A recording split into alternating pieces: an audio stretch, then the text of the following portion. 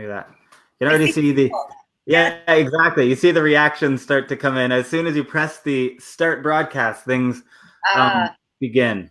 And then it tends to take a couple of seconds for things to catch up, but I don't really know how to wait for that. Have very little smart patience. So, and because I love these discussions, I figure we may as well get started right now. For everyone watching here today on the Cocktails and Cross Stitch, I'm talking with Rachel Miner, who is, like, I would say, an internet friend of mine at this point. And actually, this is our first in-person meeting. So. Exactly. It really is. And it's pretty awesome because what I found out in our discussions leading up to this as well is that you also have a cross-stitch pattern designed of one of your characters as well. And I can tell you that has never happened on this show before. So I could have come up for one for myself, but you actually had and could point to an Etsy shop where there was a pattern of you. Yes, which is its own odd thing. But yes, there is a cross-stitch pattern of Meg from Supernatural. So that is wild. I see someone saying, Abigail on here saying that they don't hear anything. So I'm just going to ask quickly, if anyone else is having sound troubles, let me know. I'm going to just, yes. And you hear us. Okay. I feel like that is like the number one, like every time I have like any kind of online conference or whatever, it's always like who you hear and who hears who and which computer. Exactly. Because I can totally understand how it would be a little awkward watching us both without actually hearing anything. So hopefully, Abigail, the speakers end up working because I'd really love you to be able to take part in this. By the way, it's a really good exercise too. My first acting teacher when I was a little kid made me watch movies without the sound. Is that right? Yeah, so that and I could. What does that do? What's the? You can tell honesty in people. So it was like if someone's really good, you can get all of their emotion and everything they're really trying to say without the words getting in the way. Does that make sense? Wow. Yeah, it does. I would probably fail that exercise pretty badly. So before I'm going to ask you to maybe talk a bit about the work you do, about some of the organizations that you help operate. I just wanted to, I think people can hear, so I am going to close that part down. But I did want to bring this up. Awesome! Because I have now done my own version of Meg as well. I figured this would be a great opportunity because to also what we had talked about before too is that we will auction off whatever we design here and I will cross stitch them and I will ship them anywhere in the world to anyone.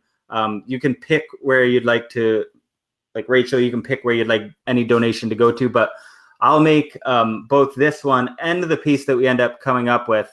And if anyone wants to purchase them, we'll make a donation to some organization and send you the patterns that we have developed here. So I just wanted to throw that out as well. The Meg amulet too, which I see. Yeah, that's been the tricky part to get. And that one I'm going to have to work in more once I'm actually doing it because my design program doesn't work perfect. I found out. So I've got it started and I will end up adding to it as I actually stitch the piece. So, but that's a big deal. Like when people cosplay Meg, the amulet is like one of the center pieces of it. Yeah. So. But other than that, I mean, I actually used a, so what I end up doing with a lot of my patterns is I have like a base pattern and then I build from there. And I used for this one, I started with a Jessica Jones pattern and moved it into here. So that was the metamorphosis of this piece here. So this was what was once Jessica Jones. Now, man. I'll take that. I'll be some kind of splicing. Yeah. Characters. Although we talked. So we had a lot of just like we had pre-discussion about what we were gonna do, and just so the audience knows. And maybe at one point I was going for L337. Yes. Because I was like, does it have to be human? And it doesn't. And I looked at that because we watched. We came home from watching that movie too, and talked about. I guess you would say her. But I mean, the lines that she had were absolutely amazing. But then I brought up the pattern, and I was like, this is the other thing that I like to tell people when I'm designing patterns is I'm very limited in the amount of movement I can give any character. They have to be standing with arms down, legs straight like this. Right. And when I looked at that, I was like, this is going to basically be just one big block. And it didn't work out. I also do sometimes cheat and do like a pre pattern. Nice. And it wasn't working for me. So when some of the other people were direct messaging me saying, could you do Scully? I was like, hey, Scully, I can do. So, so yes, that's what we ended up with. Nice. And Jonathan has mentioned Offred, or June from Handmaid's Tale. And I have actually done a Handmaid's Tale one. And I think I almost got a little too scared to do it, thinking, how close are we? Yeah. But yeah, so before I create the new chart, why don't you just talk a little bit about whether it's random acts or whatever you'd like to talk about, your forum to talk about some of the cool things that you're part of. Do not give me that much of a window. No, I'm doing it, and I'll have to rein it back in if it happens. That is on you, my friend. I'm willing to do this. So. And by the way, is there any do we have to? Are there any regulations on language or topic? No. No. It is a go and do whatever. Perfect.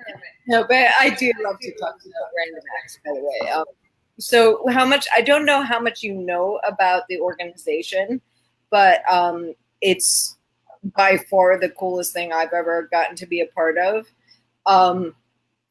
I find it to be one of the most revolutionary forces in the world right now because we're all facing such insurmountable negativity. To say, fuck it. I'm allowed to say to all the negativity and come on full blast with just let's start from scratch and say what kind of world do we want this to be. And so I think acts of kindness and just being really kind and caring to each other for no reason whatsoever except to create that kindness. Actually, it goes against the status quo, and it goes against everything we try to, or we're kind of indoctrinated into that says, oh, it's a dog-eat-dog world and you have to look out for number one. And so it's a volunteer-only organization, and we fund acts large and small. So it can be a local thing of I want to do something for it. There's a homeless crisis in my area, and I want to give out blankets, and we'll fund, we'll fund that. Or we have much larger acts that we do, and we work globally, and we have much larger acts that we do. So we've got an orphanage we fund in Haiti that we built and we fund. And then we've got a free high school in Nicaragua, which is one of my favorite projects because it goes against, it's a way of really targeting and disrupting the cycle of poverty, because the people that go to that school are people that are thrown out of every other system. And so there's these consistent generational divide, these consistent divides where people are thrown into poverty for generation after generation, because if a young woman gets pregnant, she can no longer go to school. If you are a rural farmer and you literally can't get transportation there, you are, never have an opportunity to go to school. Also, for a lot of the poor farming community, once a child reaches working age, the family can't afford to keep letting them go to school. They need them working. So the school is now open on weekends. Mm-hmm. So, and we just funded, and we're in the midst of building a daycare center for children, so that not only can pregnant mothers and new mothers go there, but they have somewhere to take care of their kids. And so it's changing that whole cycle for generations to come, because now you have an educated, people that had never had that access before. And then one of my favorite things about the project, as well as I happen to be an environmentalist, and I'm very passionate about sustainable and holistic kind of building and so forth. So that project is, there's solar panels, it's composting toilets, it's rain capture system, and most of it's built with bamboo. So it's completely sustainable. So much so that the local college now teaches sustainable architecture classes there and uses it as Oh, really? It's really cool. Yeah. Yeah. So then it is a combination of, like, obviously that's a pretty large scale project. Yeah. And then so there is space for a lot of that smaller community. That's right. And wherever your community is. And what I love is that it connects community with community. So like one of the projects that was done a couple of years ago was some housing was built for a refugee family. One of our partners is this man I really admire named Giles Dooley. And he's a photographer. He was a war photographer for years, and now he goes and he photographs refugee families for the UN. So he kind of he meets a lot of people that fall through the cracks. Right. And he'd seen this one family that was this amazing, loving, caring family, but they kept not getting housing for years every time he would go back. So the Random X community came together, and this is with small donations and just out of love. They did a crowdfunding campaign and they raised enough money to put this family into housing. But what happened was, when this was happening, it brought so much attention to this story that actually European governments stepped in and gave them housing. So then we had this house that we paid for, that, by everyone's love and donations. Right, yeah. So then we were able to put other families in there.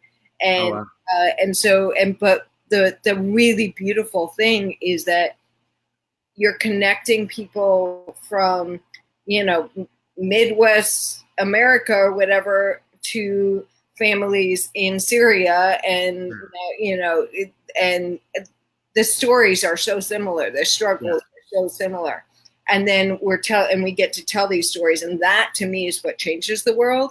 Is just these human connections. And the problem with some of the more like top-down patriarchal, huge charities is they're trying to tackle the problem on such a massive level, which is amazing, but it also leaves a lot of us disconnected and not feeling like we can personally do anything to help. So I think there's this huge value in just being able to say, no, you can change the world also by just being kind to someone. There's so many things that we can do that actually make the world a better place. Yeah. There's always an opportunity to do that. Now, yes, I can tell that you could for sure talk about this a lot longer. But I promise that I would step in if need be. And before, there are a couple of questions in there actually that I want to ask, but I also need to at some point begin a cross stitch pattern. Yes, and also jam me in and point me in directions. Well, yeah. So this is the beauty of this show. There is no real direction. So one thing I'm going to ask people to is, if they do have any questions, feel free to type them in. I'm going to leave this right here that says questions. But we chatted, and again, what we ended up coming up with more that I said, can I please do Dana Scully? And you graciously accepted. I love Dana. Yeah, so we're gonna go with Scully this week. Yeah, and so this is now. I definitely want to give you some input onto this. So if you're doing Scully, would you do it with basically the pantsuit? Or would you have, so I think this is a cosplay one, but would you have a more of the skirt like this? No, What is your I'm pants tape all the way. okay? There's And no doubt in my mind. so this one looks like it's got a bluish tint to it, but I was gonna go with just a black one. But it's up to what do you think? I mean, earlier season ones it looks very black. Yeah, I'm fine with black. Right. She should have also. I'm gonna make the call. I think she should have red hair. Yo, she'll definitely. Yeah, I'm definitely gonna go with the on later, but yeah. Yeah, so I'm thinking more like this look here with like the very vibrantly red hair. Yeah. And a black pantsuit. Awesome. So if we settle on that, we can get see there. I'm glad that the Scully love is coming in on the comment section. So now the one thing, not the one thing, but one of many things I heard in there that was right at the start of when you were talking,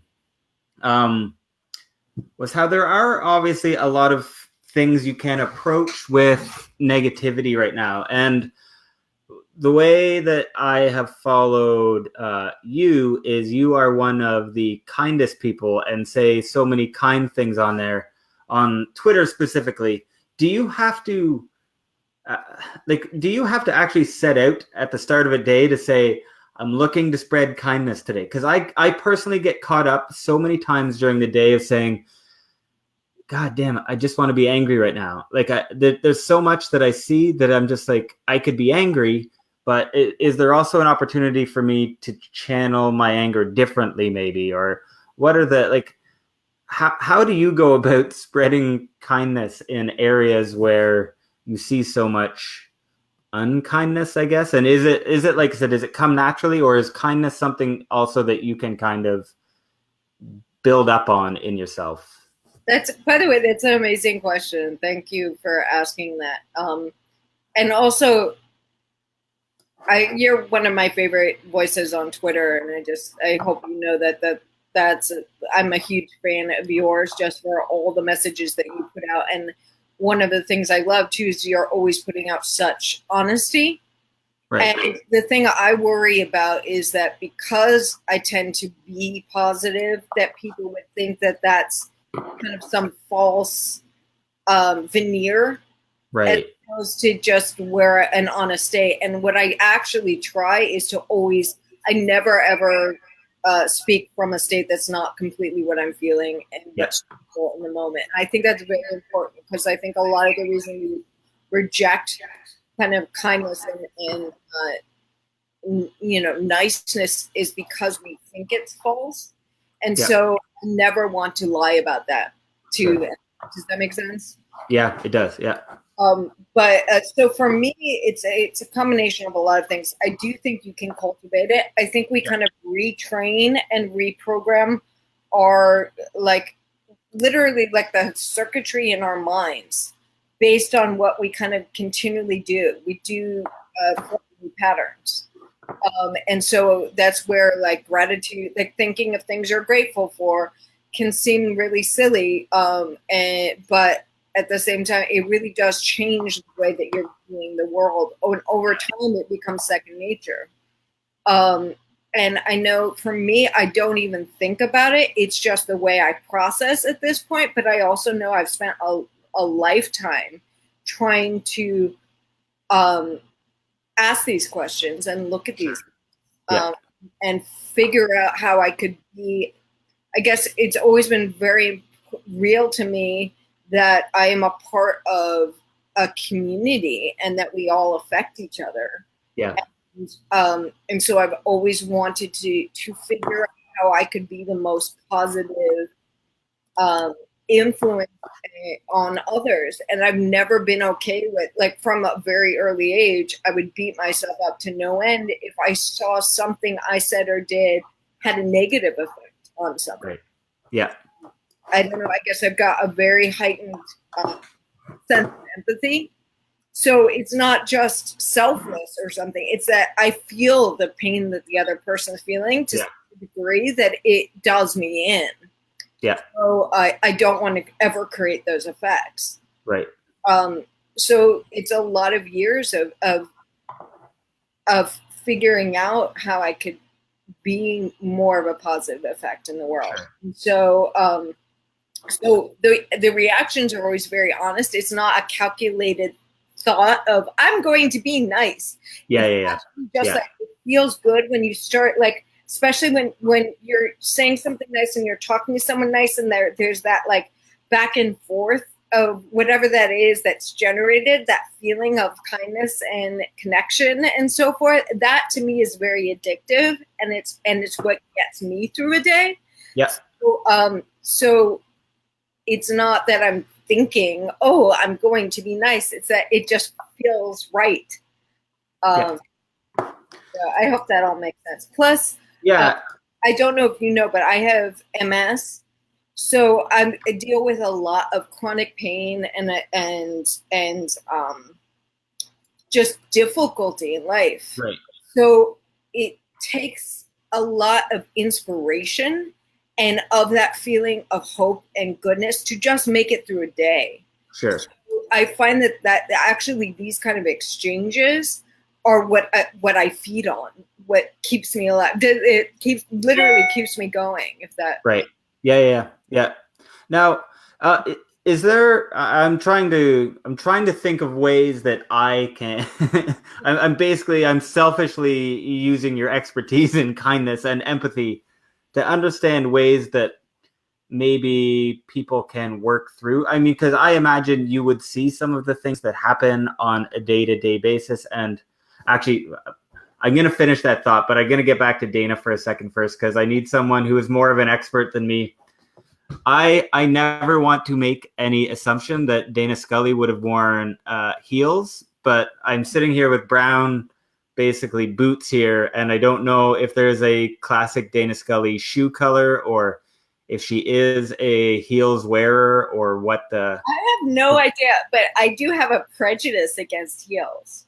Like, it's one of I've always thought that all women this is like an agenda item that all women should agree that none of us wear heels. That way, like, no one has an advantage and looks better, but we don't have in pain. Like, that's exactly. Yeah. And it's funny that there is she rocked heels, I think. Okay. But it is weird that even if you're short as an actress, they make you wear it. Like, I literally wore heels in everything, I think. Is that right? Yeah. Like I did not want to make any of those assumptions that she would be wearing heels, but I guess I could have assumed that. I think as a human being, as a character, Dana Scully would not wear heels. But I think as a filmmaking thing, like, because she's working with a very tall actor and she's short, they would probably have put her in heels. Yeah, so that whether it was a choice or a production decision. Exactly. Okay. So what should I do then? Do we just want to say she wore heels, but not like dressy heels? And it does not look like my brown shoes here are very dressy whatsoever right now. So I don't think I'm messing up on how dressy or not dressy things are right now. I'm just saying, an FBI agent who's in the field and having to walk around all day and work, like, they should not be wearing heels. Okay, so we're going to do what we think Dana would have liked to That's do. right. Now, if I'm going to do that, is there a color that I should switch to here? It's just the brown is leaving me with, it's giving me pause, I should say. Well, I think you should follow your aesthetic instincts and do whatever works. I was going to go with, I don't know. I got a lot of options, and I don't know what color her eyes are either. So could the experts also let me know what color Scully's eyes were? And by the way, I'm the worst advisor on this, because if I advise, she'll be like, purple hair, and like I taught, one of the things I did at one point in my life was I taught 2-year-olds, and the bane of my existence, the thing that upset me the most is it was a program called On My Own, and the parents came for the beginning of the program, and then the kids got used to being on their own. It was their first school experience without their parents. But the parents were so, because it's New York, a lot of times the parents were so controlling and like really, like, it was like their kids were being graded on their coloring and stuff. They would like, I would catch them like fixing things, and it's like, no, the elephant should be gray, and circles go like this. I'm like, they're not that. That's not a like we're just trying to let them be creative and have them. I don't care what color. So yeah, that was actually one of when I started writing, one of my biggest things as raising like really small kids. And I don't know if anyone here has seen the multitude. I now have 20 some plus kid drawing tattoos. Your tattoos are the freaking coolest. I really like them. I really like them. Have to see, because that's Sorry. It is amazing how early it starts that kids think that they have to, and I mean, for like, this is a very literal expression of it. They have to draw in the lines. Until you've learned to draw in the lines, you're doing things wrong, right? So you're having fun, but you're not good at it because you're not in the lines. And it is one of the weirdest things that we teach kids, and because so many people teach them, and so much time we tried to spend saying, don't listen to that. Don't color within the lines. There's no point in it. I got it's a watercolor, but the whole point was I wanted it outside the line. Exactly, right? That's what I kept telling them. I was like, just messy outside the line, because that was exactly what I was trying to communicate. Yeah, and I absolutely love watercolor ones. And I don't know, this is the one thing, I'm running out of space at this point, because watercolor one is something I've always wanted, but it's the one thing. Again, going back to the kid drawing tattoos, you can see I don't have a very strict policy of what can get tattooed and what does not. But for some reason, this watercolor one, I want to make sure is the right one. And so now all the space is getting taken up, and I'm going to run out of space, and I won't ever get my watercolor one. So, but yes, all to say, I love your tattoo, basically. Your tattoos are the coolest that I've seen. They were really awesome. I definitely enjoy them. And I just got 2 new ones, and I really like them as well. So, and I just think it's one of the many things that I admire about what I've seen of you, what I know of you, is just how empowering that is to your daughters. And this is one of the things that I end up getting sometimes, is people who can't believe that, like, I can't believe you do that. It's not people that know me, but people, and you'll be aware because you're far more famous than I am. But like, once you get into comment sections and once you get into Twitter comments and everything, the glee that people seem to get out of just knocking something for some reason is really tricky to navigate. The first few times you try to navigate, because one of the stories, the 2 most recent tattoos I got was actually part of like a Father's Day campaign. Yeah. Where a company. The Wonder Woman, is it Wonder Woman C-3PO? Yeah, Wonder Woman R2-D2. R2-D2, sorry. Yeah, and although it's R2-D2 with C-3PO colors, basically, so you're right on both of them. But I actually did mean R2-D2. I just, but it got written up in the UK. So like the Sun wrote about it, and Daily Mail wrote about it, and there was a bunch of, and then I went to look at them, and all the comments were so angry, like they hated me so much for tattoos that my kids smile about. And it's just like, please, like, just because to your point earlier, I don't even look at it like in a hateful way. It's just like, I want to reach out and say, what can I do? Like, how can I help you? Like, it hurts. Like, that's what I've never been good at handling people when they're angry. Like, I will just start crying sometimes, and it's not, and people think it's because I am upset if someone doesn't like me or something like that. I really don't care. I've had years of conversation with people. I'm like, I can hear anything bad about me, and I'll laugh at it. And I'm like, that's true. But what I can't stand is when I feel someone else's pain. When a lot of times when people are angry and they're venting, it has nothing to do with you. It has to do with something they're going through. For sure. You can actually perceive that.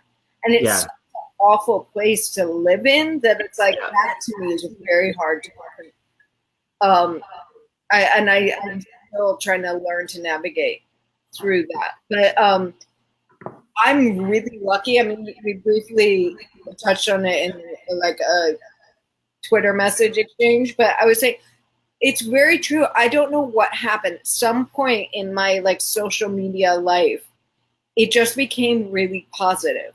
Mm-hmm. Now, I used to do with a lot more of the trolls and the haters and things like that. And I used to get a lot of those random attacks.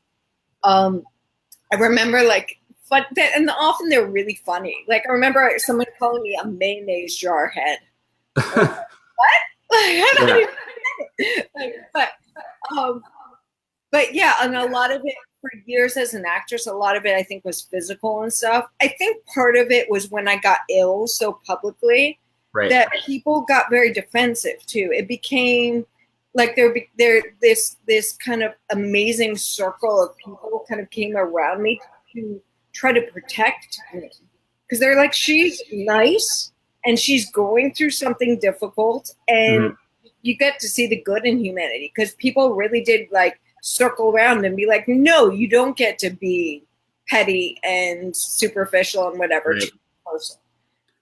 And so for years, it's just kind of like built up this thing. And then also on my social media pages, because I try to be very positive, I've noticed that. And then basically, like, I've had a lot of really heartwarming, amazing exchanges where like people were going through dark times in their life, and we had message exchanges where maybe I helped to talk them out of, really self-harming decisions or whatever. And when I don't then get to stay in perfect touch because I'm not on there all the time, but I've watched those same people then turn around and on my page or whatever, they end up helping someone else. Sure. And become this whole community of people who just do positive things and say positive things to each other and encourage each other. And so then when the random negative comment comes up, people tend to like pile on that person really quickly, because it's like they know that's not the environment we're creating here.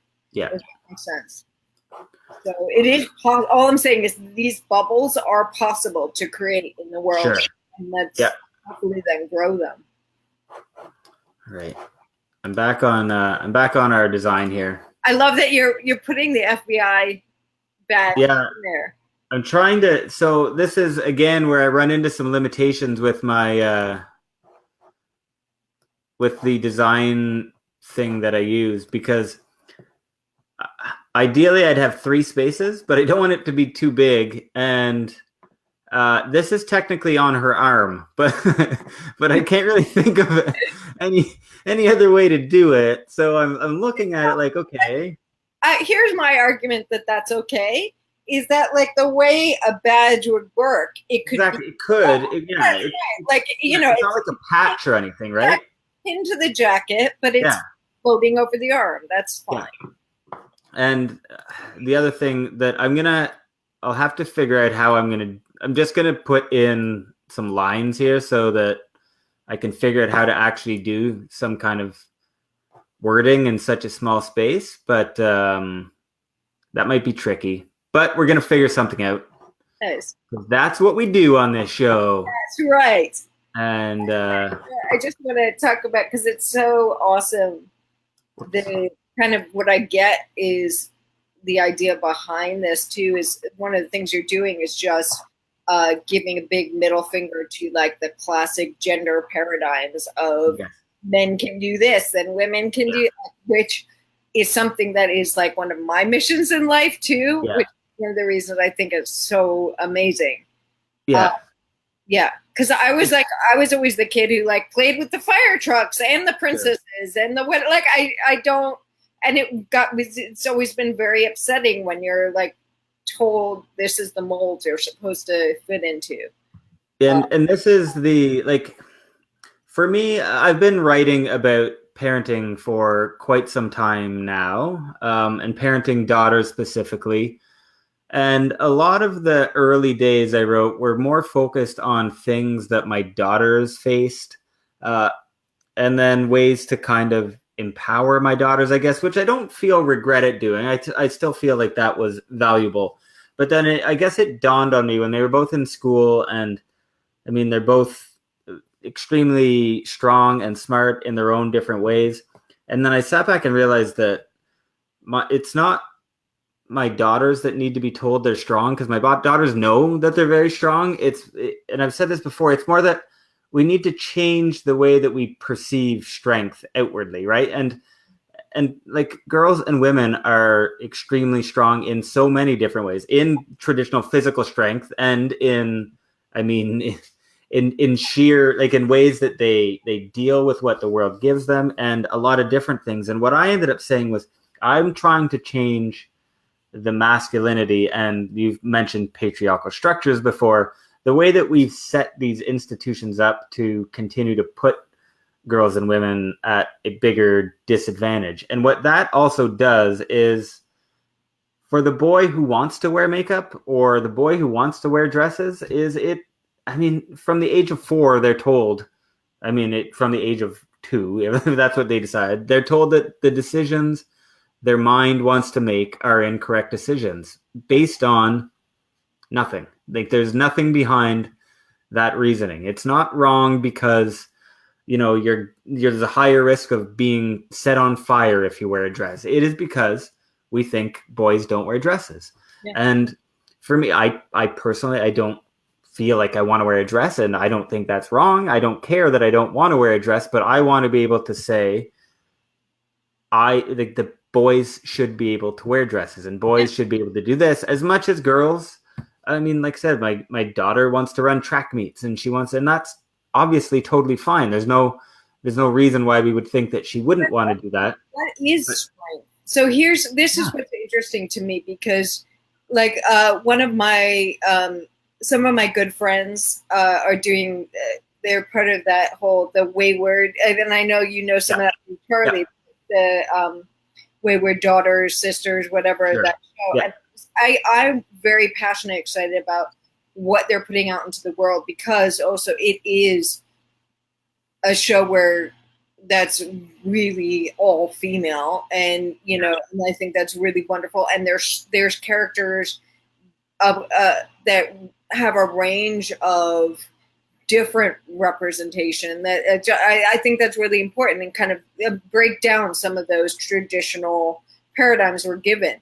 But on the other hand, like, I was doing a panel with them. I love that we're getting to do more of these like panels where we're just being ourselves and going out there, and you know, it's that they're women's panels or whatever. But we were talking, and I was like, what's interesting is we separate things, like, yes, these are women that also wield guns and kill monsters and all these things, which is awesome. Yeah. Because I know for me, it was really important as a child and stuff to say, hey, you don't need to be the damsel in distress. You can be the strong savior or whatever. But on the other hand, it also takes a freaking heck of a lot of strength to make it through a family dinner, or to, you know, whatever, all these things that we associate as not being strength. Yeah. You know, to wear a dress, to be a boy and wear a dress despite whatever backlash you're getting from society, that takes a shitload, excuse my language, of strength. Yeah. So I do reject the idea that strong means muscle bound or you know, violent, or you know, sports oriented or something like that. Again, to me, that's actually wrongheaded. That's old kind of patterning and training we adopted. So that's all. That's the only thing I'll say, is that I'm big on, like, women can be strong in those ways, in those physical ways. I really believe that we can hold our own. It was important to me. I used to arm wrestle all the boys in school. And I was really like, when I was 6 or 7, I was like the arm wrestling champion, and I could beat all the boys. And then they all hit puberty, and it was really unfair. Just like, retire the champion at that point. Say, oh, I won the last one. It's over. But anyway, you know, that's something I've always liked. I have that competitive spirit or whatever. Like, I love doing those daredevil things too, like skydiving and things. But that's just me. That's who I am, and that's me expressing who I am. I don't mistake that as being strength particularly. I think strength is making it through a day and like not snapping at someone, you know, or you know. But like, those are the things that take real strength. Or, you know, keeping a positive attitude when the world around you is falling apart. Sure. and there's so much injustice and all. Like that's actual, like, to me, that takes more kind of mental force than lifting a weight, you know. Yeah. Anyway. I completely agree. This is what I love about these discussions too, is they end up being so fun. Yeah. Well, I'm gonna ask you to take a look at Scott. I almost said Mulder. Man, they can be, or you know, they can be either. Yes, yeah. I feel I don't know what to do. The face seems close, but not quite there. I don't know what to do with it exactly, but I keep going back over here. Mm-hmm. And then I don't know if maybe I just need to go back to the picture, because there is something I noticed. She smiles sideways a lot of times, doesn't she? Or yeah. And she does the eyebrow raise. Yeah, I know. I do automatically. I'm just trying to think. Anyone? I really like the comments that Karen is providing with as well. So smirks occasionally. And see, I feel this is why I really should have some kind of written warning at the start of every single one saying, look, I'm not very good at these patterns. They will get remotely close to what we're looking for. And I mean, here's the thing. My actual instinctive thing is just, what are you talking about? It looks wonderful. Yeah. But I'm trying to also help, because you're saying something doesn't feel right. Yeah, I know. Yeah. If you want to get these little flourishes and it feels, I don't think that far off or anything. No. I think it's wonderful. But. Oh no, Karen, I'm no rambling. I found the comment section to be exceptional. Anyone who likes the tattoos, and she mentioned at some point too that there was a enjoyment of the Wonder Woman haircut video as well, and my daughter and I are also going to be getting matching Harry Potter hair tattoos in a few weeks. So, oh wow! So you saw the Wonder Woman ones where we both got it into the back of our head, but we're going to be getting the Harry Potter glasses and lightning bolt in the side this time. So, okay, nice. Because she has moved, she's now shaved the back of her head and also one side. And she had a shooting star done last time. So it's pretty cool to have the same barber as your daughter. That's really neat. So we're going to be going back soon, and we're going to be doing that. So I will be sure to show that off at some future time. Someone did mention a gun or huge early cell phone. I have now. I don't want to wade into American politics too deeply or anything, but I have made the conscious decision that I'm not adding. Even though she is an FBI agent, I will add like the cell. Yeah, I'll add the brick cell phone, but I've made a conscious decision to go gun free on my characters. I think that decision.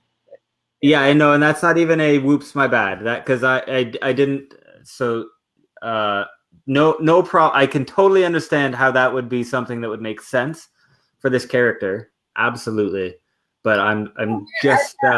Say personal rather than getting into the political, but I'd gladly get into the political. But so as an actress, I was really happy. At one point I was playing, was it CIA or FBI? I was playing a really kind of like badass character. I loved it. I did a lot of fight training and stuff. And she wielded 2 Desert Eagles, which Angelina Jolie had done in Tomb Raider. And I like, for whatever reason, I will totally admit it's a guilty pleasure. I love that character. I love Lara Croft. She's one of the only like female characters that speaks to me, because she's so strong and competent and smart and like whatever. Like I'm like, I want to be that. That's awesome. Yeah. She never needs to pee, and like yeah, there you go. The extra bonus, right? Yeah. No, but so anyway, so I was playing this character, and I've been doing all this like intense fight training and whatever, and I was really excited about this, and I felt really badass wielding these 2 Desert Eagles and whatever, you know. And so I got really into it, but then I asked one of my friends to go to a shooting range with me because I wanted to know actually what it felt like to shoot a dozen people. And first of all, I was like, there is no way in hell that I'd be able to shoot two at the same time because those things like have a real kickback. So I'd be like, wow. But so I learned that, but also I learned something else, which is it's one thing holding a fake gun, and with these ideas that we're kind of raised with, that is really cool and you're strong and all these things, versus when the second I was holding a real gun and I realized how dangerous that was and that it could take a life. Yeah. And that it would hurt. So, like at the very least, it would hurt something. Yeah. Or someone. And it was in no way pleasurable to me.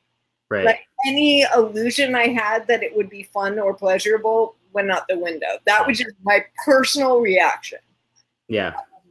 That, you know, and it's a really interesting thing because when you're raised in a society with certain imagery and things like that, there's something about the facade of like, oh, this is cool and strong and whatever, that just, you know, it's again, you're like indoctrinated into it. Sure. And so I took it for granted, but then there is that ability that we have as humans to just perceive the truth of something. And when I actually had to confront, like, what would this do to another body or another life or whatever, it felt gross. Yeah, that's super interesting. Yeah, I've never. I grew up in what is semi-rural Ontario here in Canada. For those who don't know where I am in Canada. But where hunting is a big thing too. And we were not from a hunting family though. So I am now at 39. I can see Whit chiming in here. Thanks, Whit. What is he saying? I love it. Again, like Whit is one of my online friends where I'm like, coolest guy, but we've never met.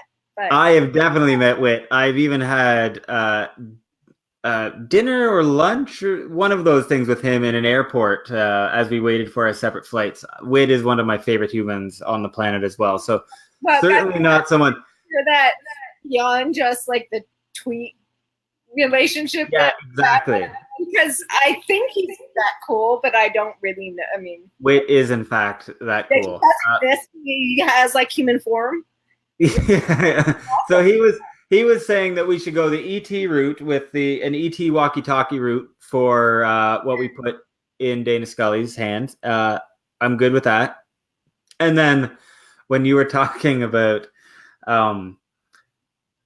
the feeling you got recognizing the truth of what a gun might bring, Whit's comment to that was, I'm not sure all humans have that ability, which is... I like talking about personal experience because I don't think all these things should be put on someone. What I look at is how do we build a society that is conducive to people finding whatever that inner truth is and evolving in whatever natural way they should be evolving. The problem is we've got so many things that stop people from having access to that. Yeah. And to me, that is the danger of anything. It's the distracted nature of a lot of our society. It's the fact that we get so far removed from whatever that internal truth is that to me that is what is detrimental. I don't think we should, on the other hand, impose our views onto other people. So it's an interesting balance. Yeah, and it's again, I've not done enough research to go down my my gun control road here, but it's interesting how two countries so close to each other have had their laws kind of formed separately and differently from one another. We definitely have different gun control laws. We definitely have a gun lobby, I guess you would say. A few years ago, probably 10 years or so now, there was something called like the Long Gun Registry, which the government tried to bring in to register basically hunting rifles and everything as well. And that was just a nightmare that ended up getting. Oh, did I lose you? I think you're frozen. Am I frozen on my end? Oh, okay. Oh, am I back now? Yeah, you're back now. Okay. Okay. So yeah, I mean, it's just interesting how gun control laws have evolved in each country. And again, I can't really speak to the Can I like politics. throw in the theory, because I have a Canadian versus American, just kind of, but it's a theory that's a working theory, and I don't know. It's room to counter it or change. I'm a big like debater and learner, and I change opinions all the time. But it's just a perception. I love to study history, and there's something about the way that Canadians evolve versus Americans evolve. We're so similar in so many ways, but there is this divide, this difference. And I go back to like when we first came to our respective lands. Yeah. And on the Canadian side, there was a lot of injustice, but there was more inclusion and intermixing with the native peoples. Right. And whereas on the American side, we just kind of slaughtered very viciously most of the native culture and really stamped out that influence within our society. And I feel like that actually, from an evolutionary standpoint, changed the trajectory of our peoples. And that's, again, this is just Rachel. Speculation. This is just Rachel, like, this is the way my mind works. I take anything and I run with it and whatever. So Totally. It's not something, a theory I'm trying to make other people believe. It's just, it's a question I've had for a while. Yeah, a really interesting book that I read not too long ago was by Thomas King. It's called The Inconvenient Indian, which kind of does outline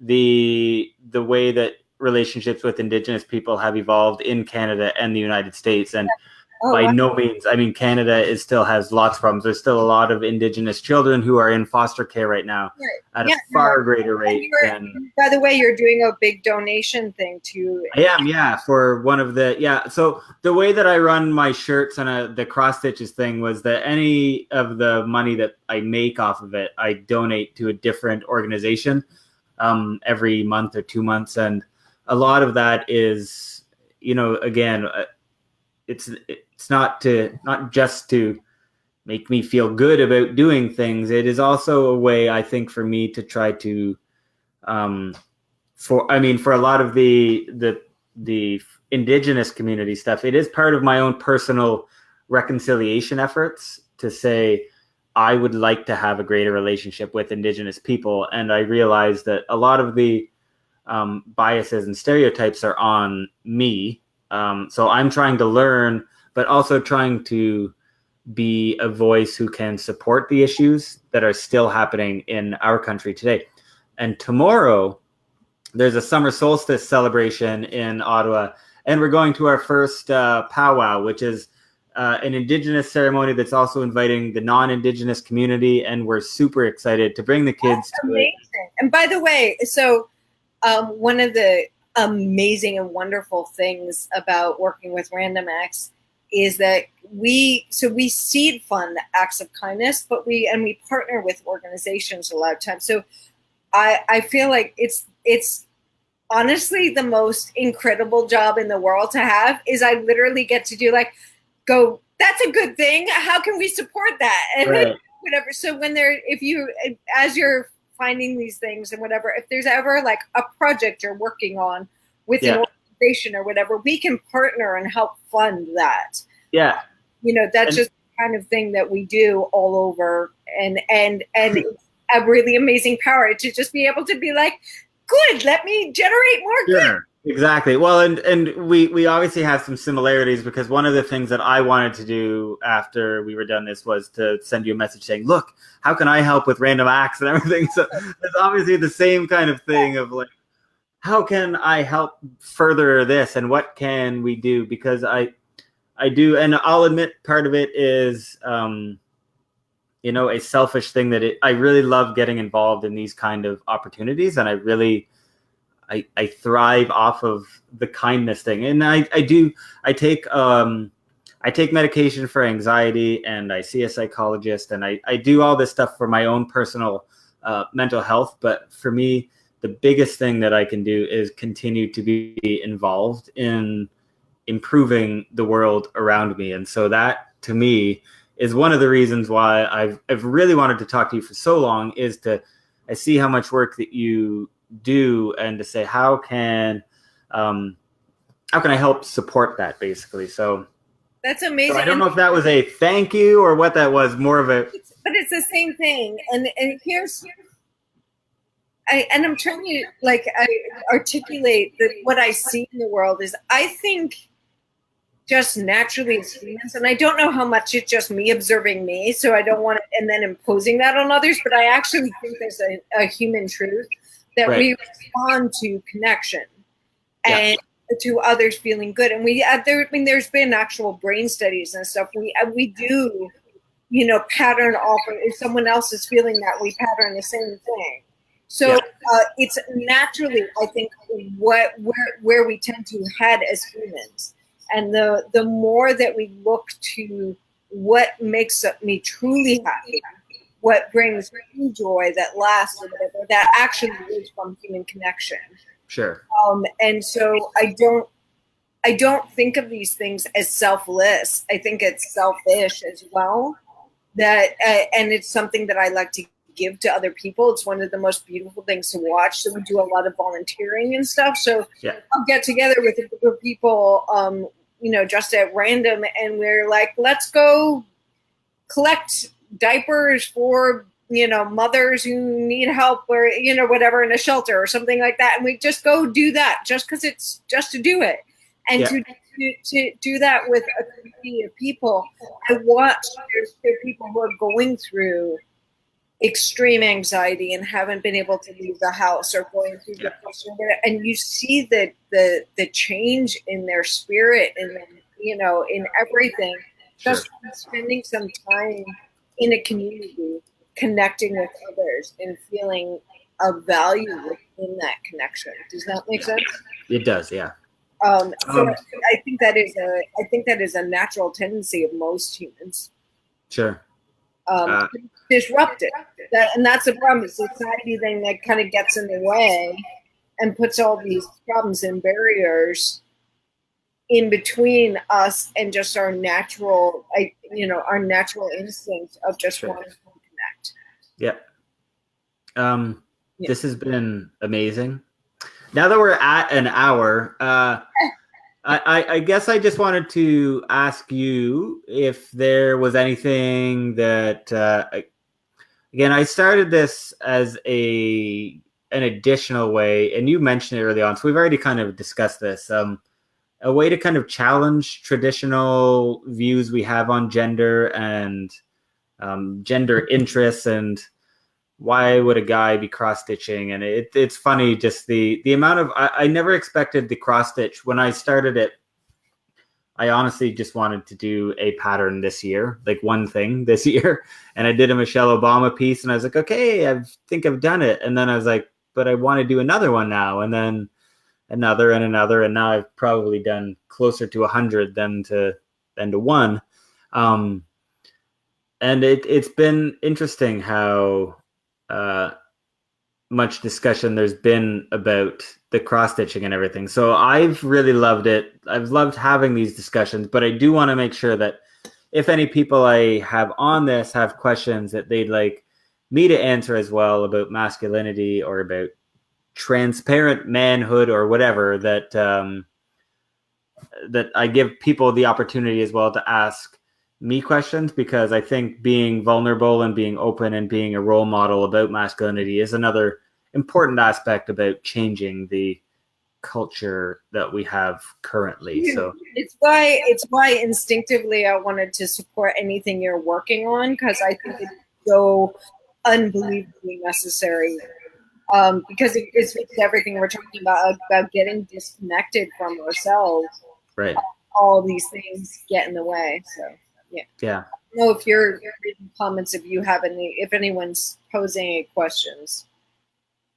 Yeah, and that's the I mean, I also do, hopefully some of the people here are from, like, I do run a masculinity group as well, which I can throw in the comments, that's open to anybody who would be interested in having discussions about masculinity, because I think one of the things I pride myself most on is understanding that I have the answers to so few things, and that there is always the opportunity for more growth, and that growth comes primarily through believing the experiences of others. So it's not as much through textbook learning as it is through understanding and believing the stories that are told to you by women, by people of color, by Indigenous people, by trans people. I mean, I think that as a cisgendered white man, there's so much that I can learn just by being a better listener and believer of things that people say, and not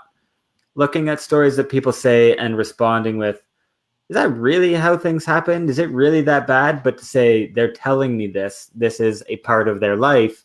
Yes, I believe this. So yeah, and to break down whatever, usually those judgments, yeah, things that are passed down to us, and we just kind of adopt, and we don't even realize we're doing it. right. So I don't think those belong to us. That's my argument, is like that isn't a natural state.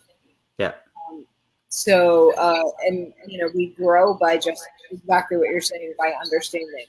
And I will say, just again, more love to some of the people that I've become friends with over the years, that is that extended family that I don't know all of, but I do a lot of panels and speak to people. Yeah.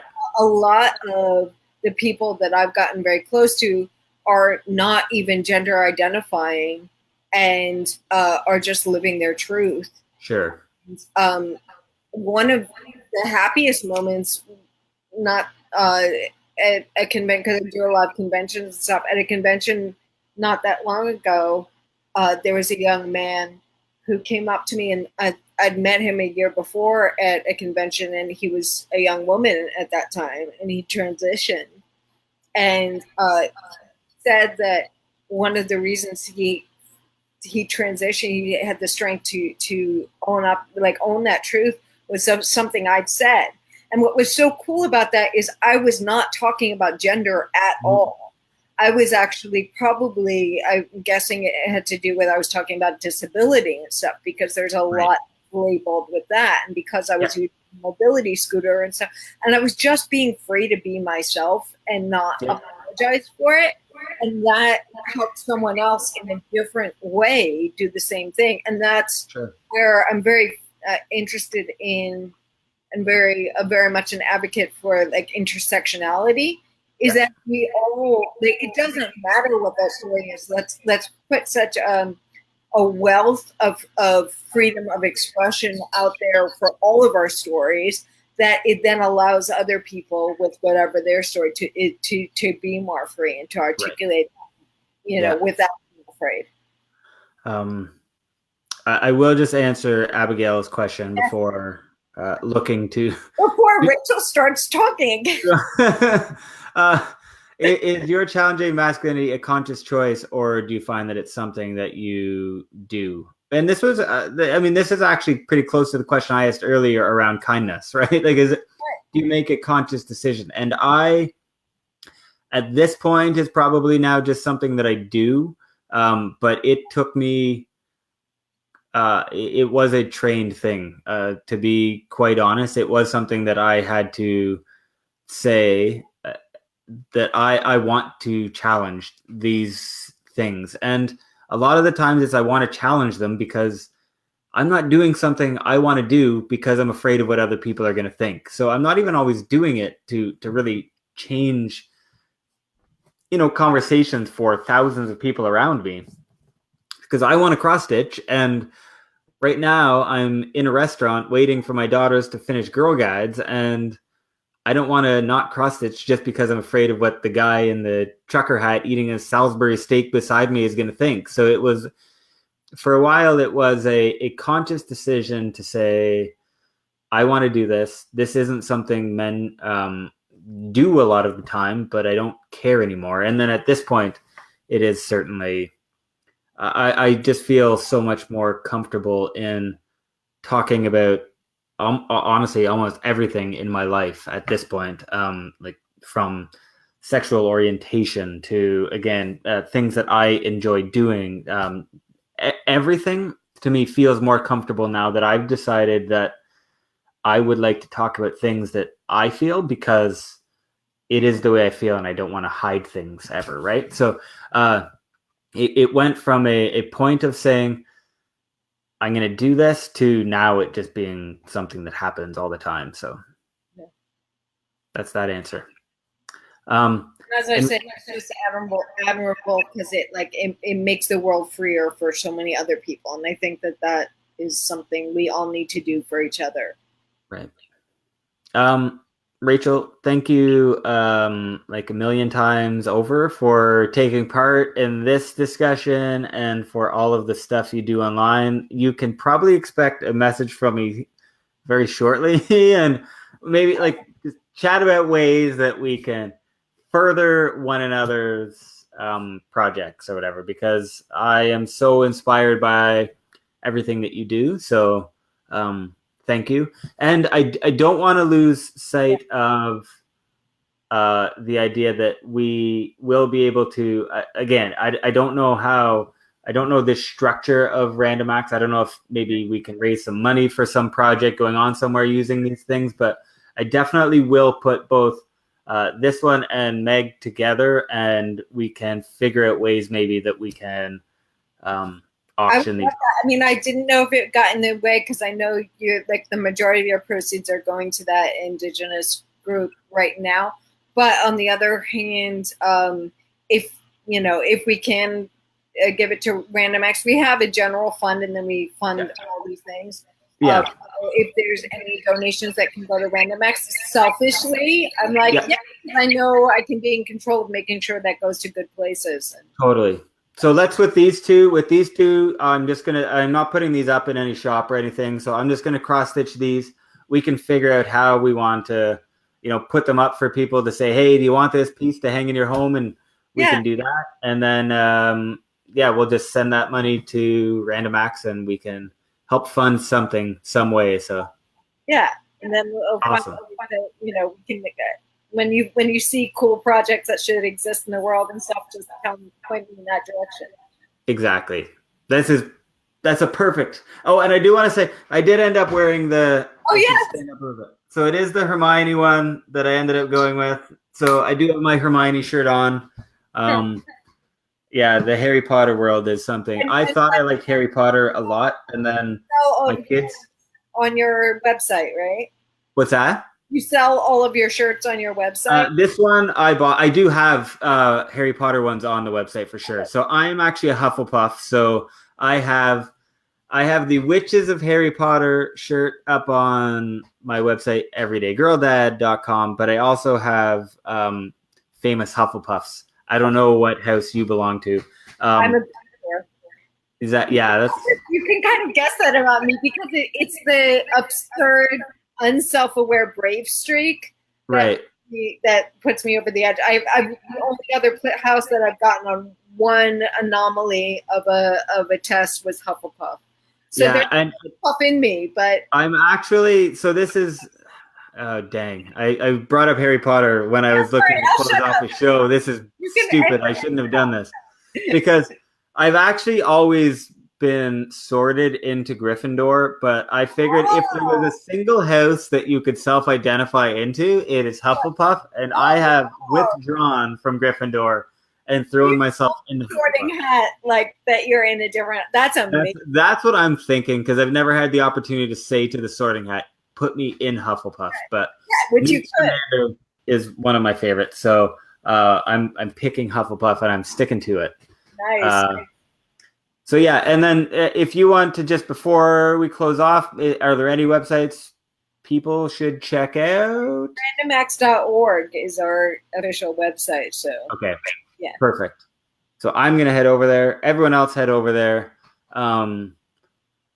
Thank you very much. Thank you for this and in indulging me, and it was super fun. And I could have gone on and on. It was a lot of fun. Yeah, and I'll share the project process as it goes along. Perfect. So thank you everyone who's taken part. Thank you, Rachel, for this, and I will talk to everyone again later. Awesome. Have a great night. You too. See ya.